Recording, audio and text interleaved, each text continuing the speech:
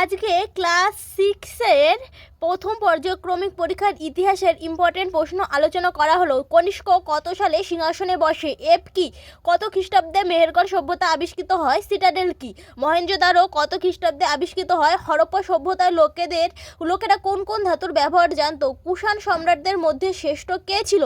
আদিম মানুষের জীবনে প্রথম জরুরি আবিষ্কার কি? হরপ্পা সভ্যতার সময়কাল মোটামুটি কত অব্দ থেকে কত অব্দ? হরপ্পার সভ্যতার মৃতদেহ ড্যাশ দেওয়া হতো? মেহেরগড় সভ্যতা আবিষ্কার করেন কে? সত্য মিথ্যা? আদিম মানুষের প্রথম পোড়া মাংস খেত ভীমবেটকা মধ্যপ্রদেশে অবস্থিত। হরপ্পা সভ্যতার লোকেরা লোহার ব্যবহার জানতো না। মেহেরগড় সভ্যতা আবিষ্কার করেন দয়ারাম সাহানি। হরপ্পার মানুষ লিখতে জানতো।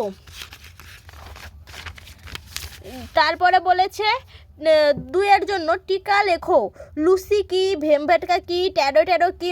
মেহেরগড়ের সমাধি, মহেঞ্জোদারোর স্নানাগার। আর 5-এর জন্য ইম্পর্টেন্ট হলো যে কোনো একটি পাঁচে লিখতে হবে। আগুন জ্বালাতে শেখার পর আদিম মানুষ কী কী সুবিধা হয়? হরপ্পার নগর পরিকল্পনা আলোচনা করো।